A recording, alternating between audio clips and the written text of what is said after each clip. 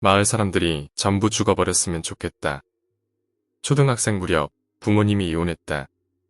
나는 어머니와 같이 살게 되어 외갓집으로 내려가게 되었다. 어머니의 고향은 토호쿠 지방에 있는 마을로 꽤 쇠락한 곳이었다. 집도 드문드문 있을 뿐이고 마을의 가게라고는 작은 슈퍼 하나와 편의점 하나가 전부였다. 그 마을에서 학교를 다니게 되었지만 전교생을 합쳐도 20명이 안 됐다. 나하고 동갑은 3명 뿐이었다. 전학을 오고 1년 반 정도 지난 어느 날부터 나는 한 학년 이의 아이에게 괴롭힘을 당하게 되었다. 원인이 무엇이었는지는 기억도 나지 않는다. 어차피 시시한 거였겠지. 나는 그 아이가 너무 싫어서 없어져 버렸으면 좋겠다고 생각할 정도였다. 문득 나는 참수지장을 떠올렸다. 참수지장이라는 건 막 이사 왔을 무렵 외할아버지가 가르쳐준 것이었다. 작은 공원 안쪽 숲에 있는 목이 없는 지장보살 3개가 있다. 거기에 절대로 공약물을 바치면 안 된다는 것이었다. 외할아버지는 그 이유를 가르쳐주지 않으셨지만 나는 학교에서 친구에게 듣고 말았던 것이다. 그 지장보살에게 공양을 하고 누군가를 죽여달라고 부탁하면 그 상대를 죽여준다는 것이었다. 나는 참수지장에게 부탁하기로 마음을 먹었다.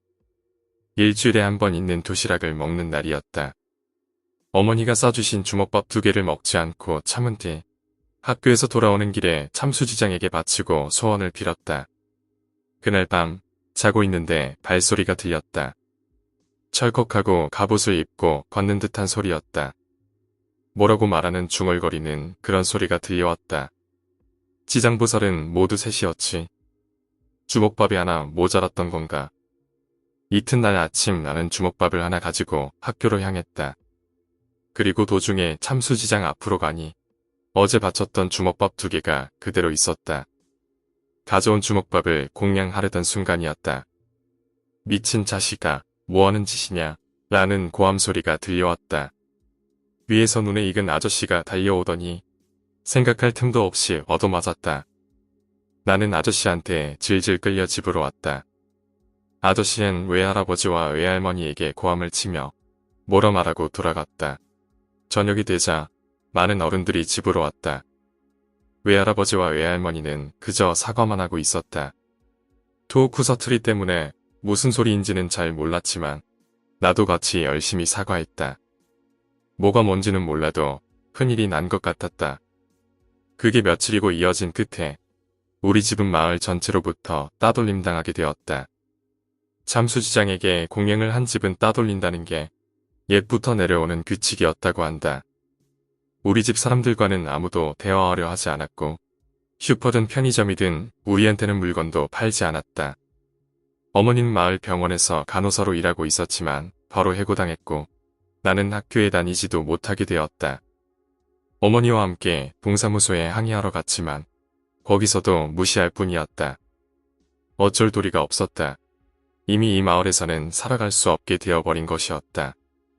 어머니는 도쿄로 이사하자고 했지만 외할아버지와 외할머니는 이 마을을 떠나지 않겠다고 했다. 태어나서 지금까지 이 마을을 떠난 적이 없기에 이 마을에서 생을 마감하겠다는 것이었다. 우리는 괜찮으니 둘이서 도쿄로 가려무나. 어머니는 남겨줄 외할아버지와 외할머니를 걱정했지만 여기에서는 어머니도 일할 수 없고 나도 학교에 다닐 수 없었다. 생활 자체가 성립되지 않는 것이다. 결국 어머니는 나를 데리고 도쿄로 다시 이사했다. 외갓집에는 매일같이 전화를 하고 먹을 것이나 옷도 택배로 자주 붙였다. 하지만 얼마 지나지 않아 전화선이 끊긴 것인지 전화가 먹통이 되었다. 마을에 쇼핑하러 나왔을 때 공중전화로 외할머니가 전화를 걸 때를 빼면 편지만이 유일한 연락수단이 되었다. 시골에 내려갔을 때 전화를 고치자고 제안했지만 두 분은 이대로 괜찮다고 한사코 거절하셨다.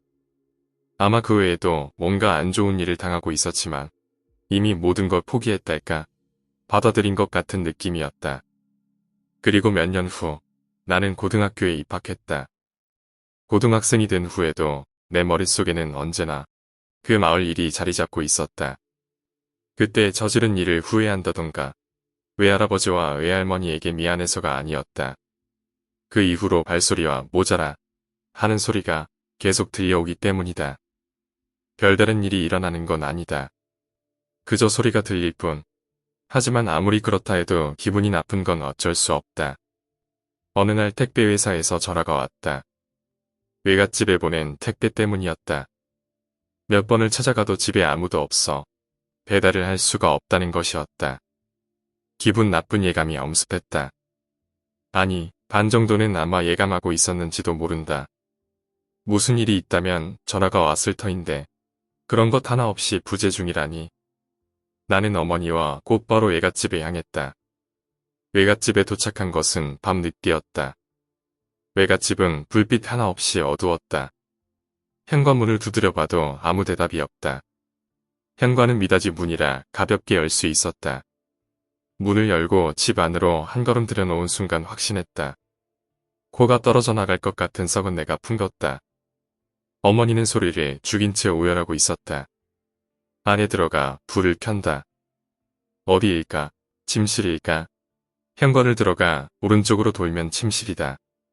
침실에 가는 도중 왼쪽 방문이 열려있는 게 보였다. 안을 보니 할머니가 떠 있었다. 목을 매달고 있다. 할아버지는 같은 방에서 이불 위에 누운 채 죽어 있었다. 어머니는 아이처럼 울었다. 우선 밖에 나가자고 어머니를 달랬지만 움직이려 하지 않았다. 경찰을 부르려 했지만 막 휴대폰이 보급되기 시작할 무렵이라 시골에서는 전파가 닿지를 않았다. 어쩔 수 없이 나는 가까운 파출소까지 걸어가 신고했다. 할아버지는 병사, 할머니는 자살인 것 같다고 경찰은 말했다. 병을 앓다 돌아가신 할아버지의 뒤를 쫓아 할머니가 자살을 했다는 것이었다. 따로 장례식은 치르지 않기로 하고 스님을 영안실에 모셔 경을 울리고 화장했다. 집에 돌아가는 날 사진 같은 걸 챙길 요령으로 외갓집에 들렀다 가기로 했다. 두 분이 남긴 재산이라고는 집 한 채 말고는 없었기에 어머니는 상속도 하지 않을 생각인 듯했다. 이 마을에 오는 것도 이게 마지막이다. 어머니가 집에서 이런저런 처리를 하는 동안 나는 그리운 길을 걸었다. 공원에서 그네를 타면서 생각했다. 이제 어떻게 할까? 더 이상 이 마을과 어떤 관계도 맺고 싶지 않았다. 이대로 돌아갈까? 하지만 그 발소리와 목소리는 그걸 끊어내야만 이 마을과의 관계를 없앨 수 있다는 생각이 들었다. 숲 안에 들어가 참수지장에게 가져온 주먹밥을 하나 바쳤다. 무엇을 바랄까? 바로 생각나는 이름이 없었다. 나는 누구를 죽이고 싶은 걸까? 이 마을 사람 전부를 죽여주세요. 그렇게 빌었다. 공원 쪽을 보자 5-6명의 사람이 나를 보고 있었다. 면식이 있던 사람도 있었다. 아마 저 사람들도 내가 누구인지 알아차렸겠지. 내가 다가가자 눈을 돌리고 아무도 말을 걸어오지 않았다. 나도 아무 말 없이 그대로 지나쳤다. 그 이후 발소리와 목소리는 들리지 않는다. 그 마을 사람들이 어떻게 되었는지는 알 수 없다. 오늘 이야기는 여기까지입니다. 오늘 이야기가 재미있으셨다면 구독과 좋아요, 댓글 부탁드립니다. 댓글은 저에게 큰 힘이 됩니다. 감사합니다.